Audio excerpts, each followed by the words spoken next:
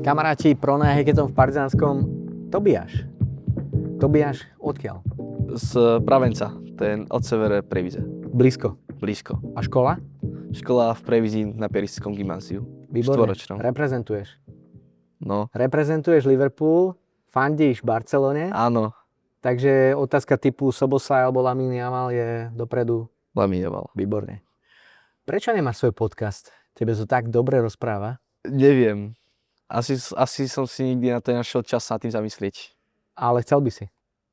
Teda nad tým uvažujem. Takže ponuka pre teba oficiálna, hej? Lebo je to tam zachytené. Pronea podcast, jeden diel dáme spolu. Môže byť. Ale ako moderátori. Dobre. Výborne, Dá sa nachystáme zvládnuť. Takže prosím ťa, opíš jedným slovom tvoj tím.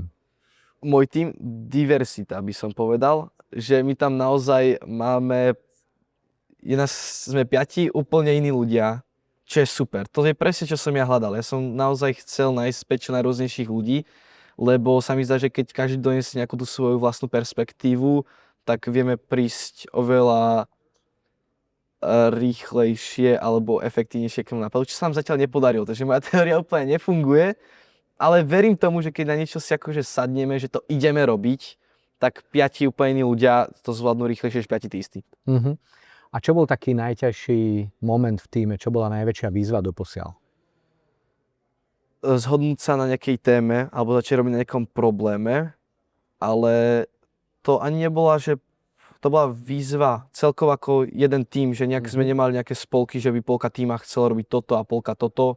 Na téme sme sa vedeli jednotne dobre zhodnúť. Uh-huh. Prečo si tu na Pronea Heketone? Čo bol ten tvoj spúšťač a tvoja motivácia, prečo si sa zaregistroval?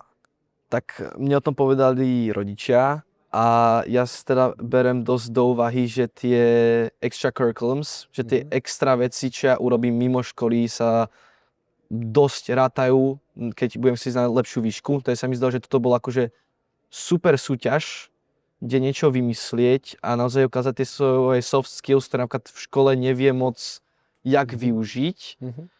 A dostať také tie extra body potom na CV a takéto. Bolo niečo, čo ťa zatiaľ naozaj prekvapilo? Hej, no akože ten nejaký workflow, že ako to tu je a teda akože ten časovo som si myslel, že budeme celku, tie témy ma dosť prekvapili. Som čakal, že budú trošku presnejšie zadané.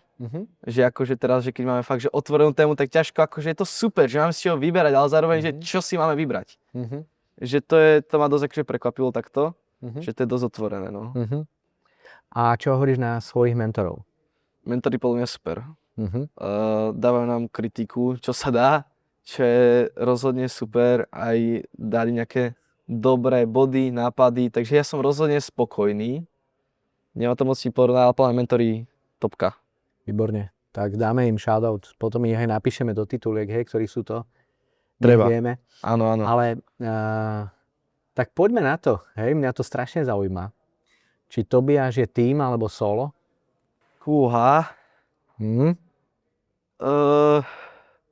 Záleží na čo, lebo ja väčšinou akože pracujem predsa len sám.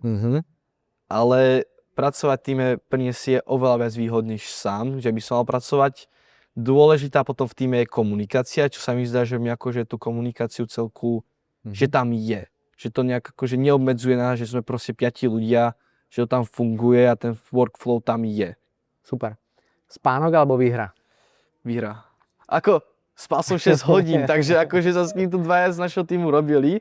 Ale sa mi zdá, že dneska this night will be the night, takže... Ináč priemerka celého hackathonu je 6-7. 6-7 hodín sa spalo, takže si tam. Takže som priemerový, no, to nie je najlepšia štatistika.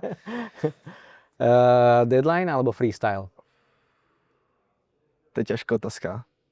Lebo ja by som mal najradšej freestyle, že má to voľnejšie, ale viem, že keby mi niekto dal freestyle, tak ja to práve nedorobím. Takže musí mi skôr, že ten deadline, lebo sa mi zdá, že freestyle sa tie veci nedorobia, no.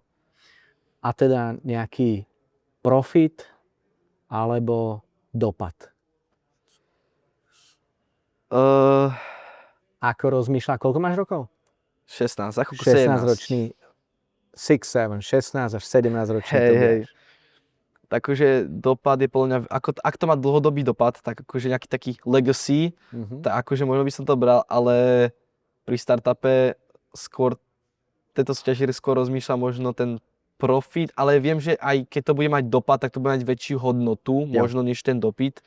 A hlavne keď sa to týka vecí ako emisí alebo recyklovanie odpadkov, tak myslím, že ten dopad, keď môže byť veľký a môže to fakt vylepšiť že komunitu, ale taký ten lifestyle, čo tu možno máme, tak by som bral dopad. Ale zase akože ísť do nejakého minusu kvôli tomu by som nešiel, zase to není nejaké, no, to je také nejaké moje zmyšľanie. Podnikavý mindset Tobiáša. Držíme palce na finále. Ideš na prvenstvo s tímom? Jednoznačne? Chceme ísť. Výborne, budeme tam. Na finále si teda donies aj Barcelona dres, hej, aby to bolo reprezentované seriózne. Poviem, mám niekdy doniesie to blízko, hej. A teším sa na to, keď spolu odmoderujeme jeden podcast, jo? To bude super, teším sa ja. Ďakujem.